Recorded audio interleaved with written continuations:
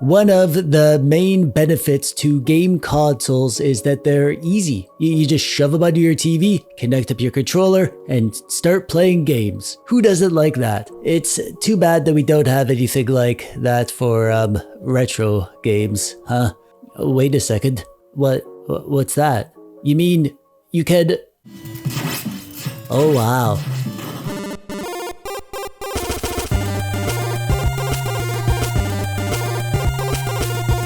Hey there, I'm TechDweeb, welcome. Thanks for clicking on the video today. There are 1,001 ways to play your old favorite retro games these days. I'm talking about emulation, of course, and I've showed you lots of ways to do it. And if you're not subscribed yet, well, you've been missing out, let me tell you. I've shown you retro handhelds, I've showed you that they could plug into your TV, I've showed you Android-based emulation consoles, I've shown you how you could do emulation on your phone or tablet, I've shown you emulation hard drives that you could plug into your computer or laptop, but I have failed you. I'm sorry, my child. I haven't been a good retro tech dad. No, not that retro tech dad. He's a good retro tech dad. I wish he was my dad. I'm talking about me. I'm like your deadbeat retro tech dad because I haven't showed you what is probably the best way to get a beginner emulation setup going. This is the one thing that I recommend to most people who want to get started with emulation, and it's about time that I got around to showing it to you. I'm talking about the emulation hard drive with a mini PC combo. It's a double whammy.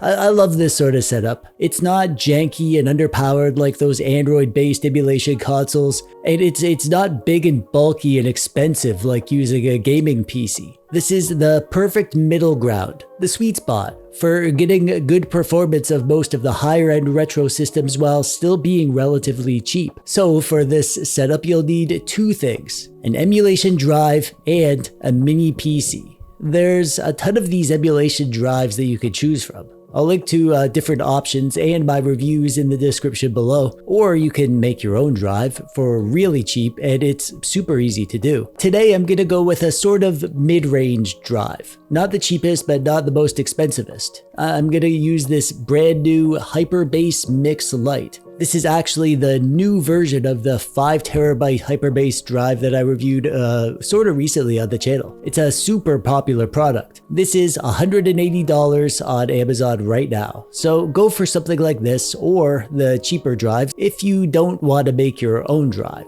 And we'll need a mini PC, obviously. Depending on the mini PC that you get, you'll get different levels of performance. There's links to several of them and my video reviews in the description below. This one right here, the Ace Magician AM06 Pro, is probably my favorite that I've checked out so far in terms of value. Some other mini PCs are better than others when it comes to gaming. This mini PC that we're going to be checking out today is the Blackview MP200, and it's not marketed as a gaming PC, but I think we'll be able to do quite a bit of emulation with it. It's $380 right now if you buy it through their website, which means that this whole setup is around $500. But you can get something like this going a lot cheaper if you get a cheaper mini PC or a drive, and obviously the amount of higher end emulation will depend on how powerful your setup is. Before we get into the emulation, because it's the first time I'm showing it off on my channel, let's take a look at this mini PC, the Blackview MP200. It's pretty darn nice looking. It has a nice pattern etched into the plastic. I think it looks pretty sharp. On the front, we have a power button, headphone hole, and two USB-A holes and a USB-C hole. Around back, we have two USB-A holes, a DisplayPort hole, HDMI hole, Ethernet hole, and a power plug hole. And it has a nice metal stand, as you can see. The Windows setup is standard stuff. No real bloatware except for the standard Microsoft bloatware that comes with Windows 11. And yeah, as a regular old desktop PC, this works out just fine. It's running an 11th gen i5, 6 cores, 12 threads, with integrated Intel UHD graphics. We have 16 gigabytes of RAM clocked at 3200 megahertz and a 512 NVMe SSD with Wi-Fi 6 and gigabit Ethernet. So as an actual desktop computer, this is gonna be fine fine to do whatever you want, really. Run your programs, 4K video, browsing, Adobe Photoshop or video editing, watching 15 TechDweeb videos at once. All that good stuff. So let's do this thing. I'm gonna plug this Hyperbase Mix LITE emulation drive into the USB-A hole and connect up this Bluetooth controller, and we'll be good to go. As you'll see, even a non-gaming PC like this can become an amazing game console just by adding an emulation drive, and you'll instantly have access to the greatest library of games known to man. On the drive, we have two main programs. There's RetroBat, which is for your older systems, the 2D stuff. And then there's Launchbox, which is for your newer systems, the 3D stuff. We also have Play Night, but that's not retro games. I'll talk about that at the end. Let's go with RetroBat first. It starts up nice and quick, and then we're in emulation station. The benefit of these emulation drives is that everything just works. It's all pre-configured and ready to rock. For the most part, depending on the drive, you may have a few minor things that you'll want to tweak. I'm pretty happy with this update for the Hyperbase Mix LITE. I'm not going to go into lots of detail. All the old stuff is going to run fine on a PC like this. On any PC, really. Even those super cheap Celeron mini PCs that you could get for like $100 are going to run this stuff. You're going to get complete ROM sets for all the old systems, and the ROM sets are perfect for most of the systems, with no duplicate games and mostly English North American games. But a few of the systems, like Game Boy Advance, do have some duplicates, so it's not perfect overall, but it's pretty good, in my opinion. There are a few things about the collection and the system that I'd change, but none of these emulation drives are perfect, unless you make one yourself, of course. This one is good, all things considered. So since all the old stuff works fine, let's move on to the more demanding stuff, the 3D stuff. And this stuff is done through the second app that we have on here called Launchbox. So let's start with some Nintendo 64. We have 396 Nintendo 64 games on here, so it has all the Nintendo 64 games. You won't find any that are missing. Cruisin' Exotica, my favorite of the cruisin' games, upscaled to 1080p, and it's running it perfectly. I don't think you're gonna have an issue with Nintendo 64 on this sort of PC. Moving along to PS1. There's 447 PS1 games on here. That is a lot of PS1 games, and they're all English games, which is impressive. Let's try Final Fantasy IX. Uh-oh, it didn't launch. So that means that there's something wrong with the emulator settings. Yeah, see, they have it set to Swan Station. It needs to be PCSX rearmed. So I just fixed that in the Launchbox emulator settings and it cleared right up, and the game runs great. There's 300 Dreamcast games on here. I'm playing Legacy of Kain Soul Reaver, running through RetroArch upscale to 1080p, and it's running perfect. 100 Sega Saturn games. Here's Panzer Dragoon 2, running perfectly through RetroArch without upscaling, as Sega Saturn games should be. And then we have Nintendo DS. 71 Nintendo DS games on this drive. So here's a little New Super Mario Bros. Upscaled to 3x resolution, and it's running great.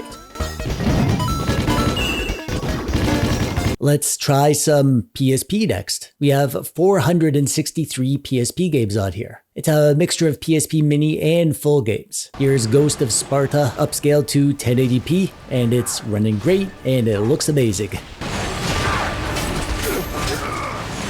We have 502 GameCube games on here. That is a freaking ton of GameCube. These are set to use the Dolphin emulator at 1080p. And in F-Zero GX, there are some minor stutters when the race starts, but those clear up quickly, and then it's running just fine.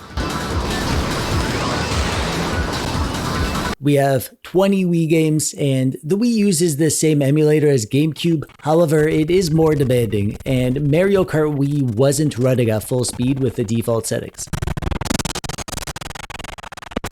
So I just went and set that at 720p through the emulator settings, and it was running good like that. You will get the occasional stutter when there's a new effect on the screen, but for the most part it ran well. we get 527 PS2 games. That is so many PS2 games. These are running through the PCSX2 emulator, and the default configuration is set to the native PS2 resolution. GTA San Andreas was running totally fine like that, so I changed the resolution to a 1080p upscale, and it's still running great. You shouldn't have a problem with PS2 on this setup. I need that beer. And for Wii U, we get just 10 games. These are running with the CEMU emulator, and Mario Kart 8 is running freaking amazing. Wii U is such a great system to emulate. It's a shame we only get 10 games, but at least the games we do get are solid. I'm very surprised that this i5 with integrated graphics was able to handle Wii U as good as this. Next up is PS3, and we get 21 games. I ran Ridge Racer 7 and it was running great. No performance issues at all. So at the very least, some PS3 is going to run problem-free. However, I tried some Mass Effect 2 and there was some weird graphical stuff. The scenes would only partially render when the shaders were compiling, and then the performance was all over the place. So just don't plan on being able to play all these PS3 games on this mini PC. And on to Nintendo Switch. And yeah, here I am running Enter the Gungeon, which is a 2D game that shouldn't be very demanding, but it's still not running great. It's pretty slow and stuttery. And then I tried Mario Odyssey, which didn't run well at all. I wouldn't call this playable. And finally, we have PS4. Wait, what? PS4 emulation? Is that a thing? Well, no, it's not. There is no PS4 emulator. These games in the PS4 category are just the PC versions of PS4 games. I'm not interested in playing pirated PC games at all. This one is in Chinese, so you can have fun with that. And it runs like crap on the Blackview MP200 mini PC, obviously, because it's not a gaming PC. So just don't bother trying to run really demanding stuff on this mini PC. There is a Play Night installation on this drive as well, and this is full of more pirated PC games. I don't endorse pirating modern PC games for the reasons that I discuss in this video, but I wanted to show you what was on here so it's not a weird surprise for you. I would have preferred that the PC games be left off and they just filled it with more retro games. Lots of these games would probably run fine, but this isn't a PC gaming video, it's an emulation video, and the more demanding PC games are not going to run well anyways. But we don't buy a mini PC to run the highest end modern PC games. You can run a lot of lower end PC games on this sort of PC, no problem, but if you want to use something like this as an emulation PC, pairing it with one of these emulation drives is a great choice. This was my first time checking out this Hyperbase Mix LITE, and it's pretty good, apart from those few minor complaints that I mentioned earlier, and it's relatively cheap, and it comes with a freaking ton of games. I was particularly impressed by the GameCube and PS1 and PS2 library on here. If you have nostalgia for those systems, then this sort of product would be a great choice. It's so dang easy, and you get enough horsepower even on a non-gaming mini PC like this to run a ton of stuff, even a ton of 3D stuff. You just get a drive and a mini PC and you got yourself a retro game console that you can hook up to your TV, sit back on your couch with a couple of controllers, and get your butt kicked in Street Fighter by your significant other. Like, how the heck did she get so good at Street Fighter? What else don't you know about this woman? If you'd like to pick up either of these products, the drive or the mini PC, I'll include their links in the description below, and also some links to other similar products and my review videos if you want to shop around. And that brings us to the end. If you enjoyed this video, then check out this video where I show you how to make your own emulation drive. There's a link on the screen right now and at the top of the description below, and you can go watch it now because this video is done. I'm TechDweeb, thanks for watching. Bye bye.